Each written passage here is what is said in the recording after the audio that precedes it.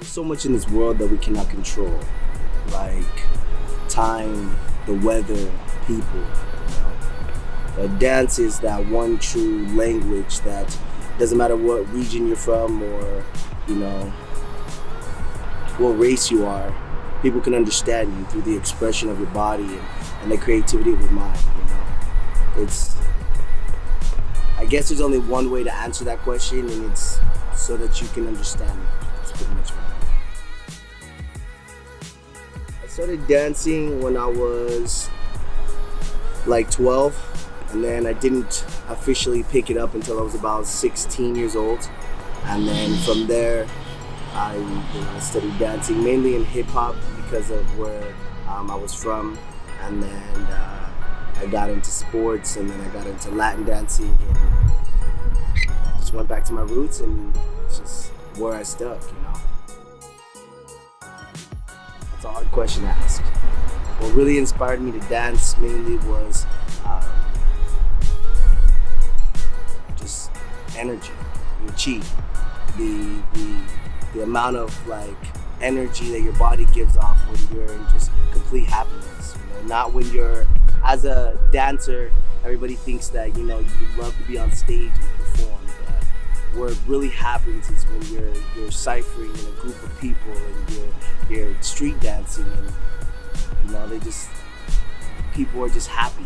They have smiles on their face. They're just completely in tune with their bodies and just each other. They're all dancing, and that's what inspired me. Just a happiness. My favorite type of dance, I tried staying away from it for a long time because I didn't think that it was kind of for me, even though my eyes were always captivated and went back to it every time, was a mixture of like Afro house and I would have to say like a traditional bachata combined with a little bit of contemporary. That was just my favorite combination. It just got me.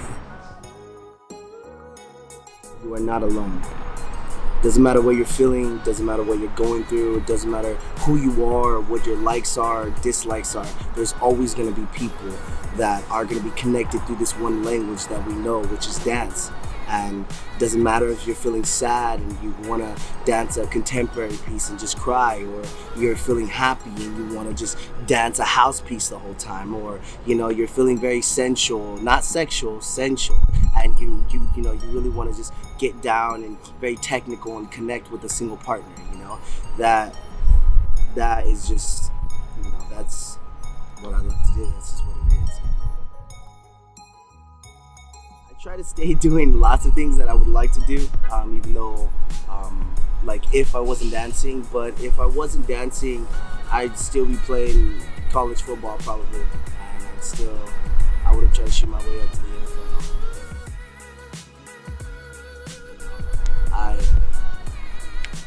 I can't. It's not a question, There's no like if you can quit dance, or if you want to pursue it, or can you anymore. Dance has always been there. Dance is something that is just never gone away. I've tried quitting, trust me. Most dancers try. I've tried quitting, but yeah. One challenge I've faced. I think the hardest challenge that I've faced is myself. And that's really any dancer's fucking worst enemy. You're your own worst critic. It's harder to please you more than anybody else. That's the one thing that is the hardest to get over, or to try to battle. I'm down to learn any form of dance, but a new style would definitely be tap dancing, just because as an athlete, I've always been trained to be really grounded, and to really put a lot of weight on my, on the balls of my feet and stuff like that. And when I merged over to dancing, it was completely opposite. You have to be light on your feet constantly. And so the best type of dancers that are light on their feet are tap dancers. So I'd really like to take up tap dancing so that I can, really isolate my foot movement and be isolated. You're going through hell, keep on going. Don't slow down. If you're scared, don't show it, because you might get out before the devil even knows you're there. That's pretty much it. Question is, what doesn't go through my head?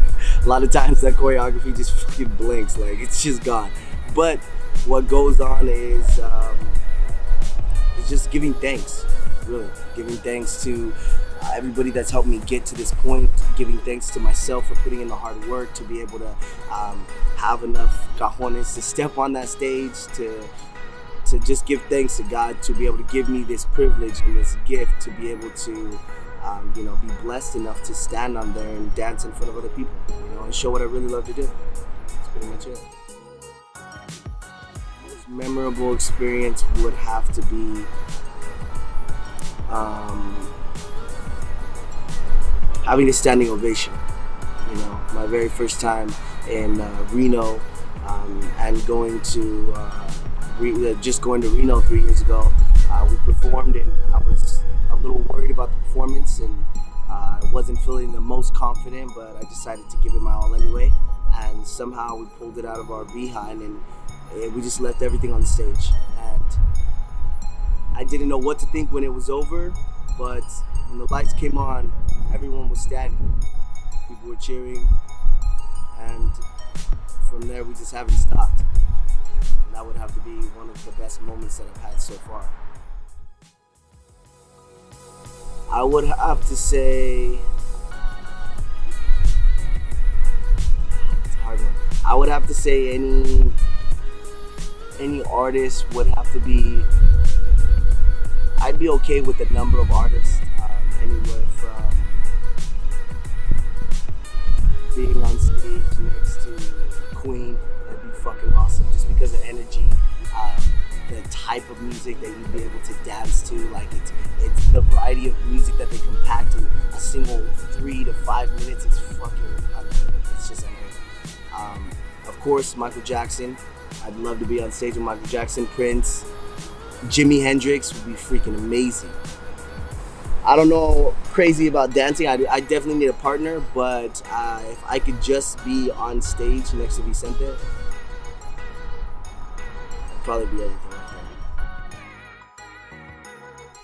Work. Doesn't matter how talented you are. It doesn't matter how ambitious you are. It doesn't matter how fast you can get there. You need to put it in. And no one can tell you that. People will tell you that you have a gift. They tell you that, if you keep going, they can't give you any form of, they just can't give you anything that can help you. You have to work for yourself. And right when you feel like you're gonna give up, or it's not paying off, or all of this was for nothing, is when it really matters, because out of nowhere, that's when it really picks up, and you will see everything come together. So you just have to keep working, and just do not get discouraged. Do not get discouraged. Frustration is your best friend. Frustration is the thing that will drive you, and it's the thing that will pick you apart from any other dancer or any other individual on that dance floor. That's what it is.